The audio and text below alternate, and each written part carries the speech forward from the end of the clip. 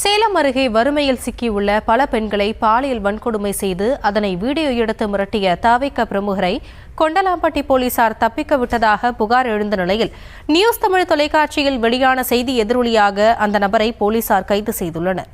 தவிக பிரமுகரின் cellphone முழுக்க பல பெண்களின் ஆபாச வீடியோக்கள் உள்ளதாக கூறப்படும் நிலையில் பல்வேறு வழக்குகள் கொண்ட ஒருவரை கொண்டலாம்பட்டி போலீசார் தப்பிக்க விட்டது ஏன், அந்த நபருக்கும் போலீசாருக்கும் என்ன சம்பந்தம் என்ற சந்தேகம் பலருக்கும் எழுந்துள்ளது.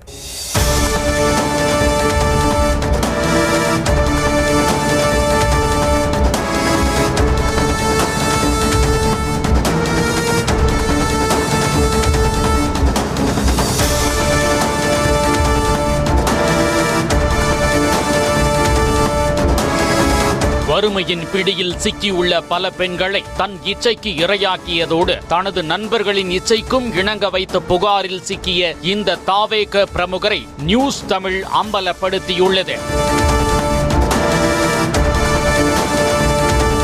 சேலத்தைச் சேர்ந்த 35 வயதான ஒரு பெண் தன் கணவரை பிரிந்து 2 பெண் பிள்ளைகளுடன் வாழ்ந்து வருகிறார். கடன் தொல்லை அதிகமான கவலையில் மார்க்கெட்டில் அமர்ந்து அழுது கொண்டிருந்த அந்த பெண்ணிடம் அவ்வழியாக சென்ற வீரபாண்டி பகுதியைச் சேர்ந்த மணிகண்டன் என்பவர் என்ன பிரச்சனை என விசாரித்துள்ளார். ஒன்றுமில்லை என கூறியும் விடாமல் மணிகண்டன் அக்கறையுடன் விசாரிக்க வேதனையில் இருந்த அந்த பெண்ணும் வாய்விட்டு கூறியாவது மனதை லேசாக்கி கொள்வோம் என்றெண்ணி கடன் பிரச்சனையை கூறியுள்ளார். தனக்கு தெரிந்த ஒரு நண்பர் பைனான்ஸ் தொழில்தான் செய்கிறார். தான் மளிகை கடை வைத்துள்ளதால் அவரிடம்தான் தேவைப்படும் போது பணம் வாங்குவேன் என கூறிய மணிகண்டன் சொன்னது போலவே அந்த பெண்ணுக்கு பணம் வாங்கியும் கொடுத்துள்ளார். அந்த கொடுக்கல் வாங்கல் தான் தன்னை பெரிய பிரச்சனையிலேயே சிக்க வைக்க போகிறது என்பதை அப்போது அந்த பெண் துளியும் நினைத்து பார்க்கவில்லை.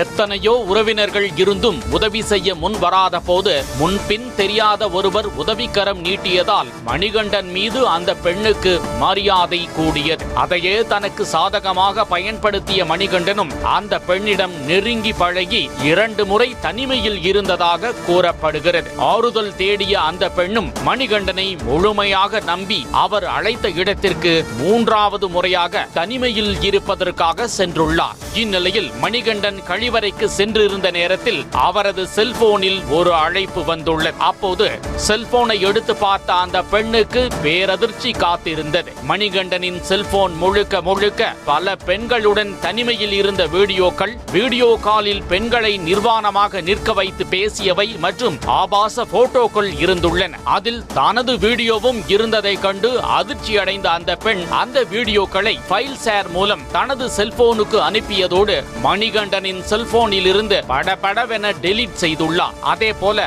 மற்ற பெண்களின் வீடியோக்களையும் டெலீட் செய்வதற்குள் கழிவறையில் இருந்து மணிகண்டன் வந்ததால் அது முடியாமல் போனது.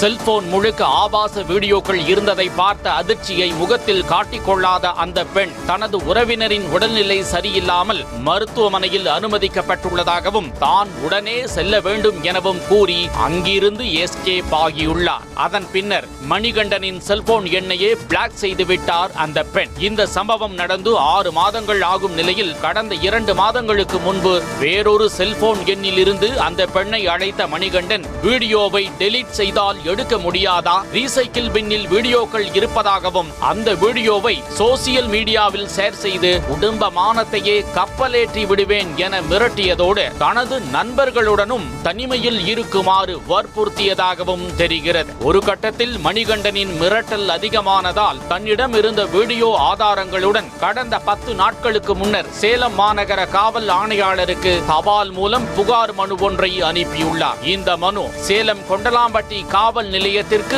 மாற்றப்பட்டது.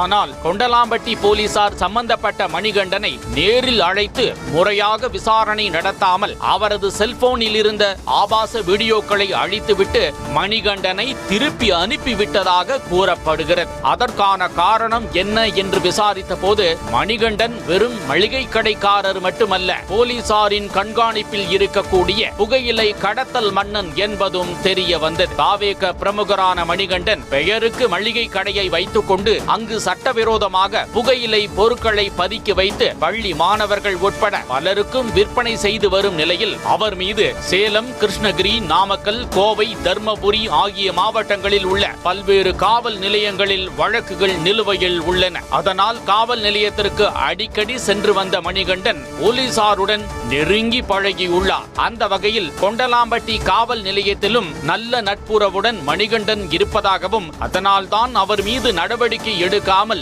நேக்காக வீடியோக்களை மட்டும் டெலீட் செய்து காப்பாற்றி விட்டதாகவும் கூறப்படுகிறது.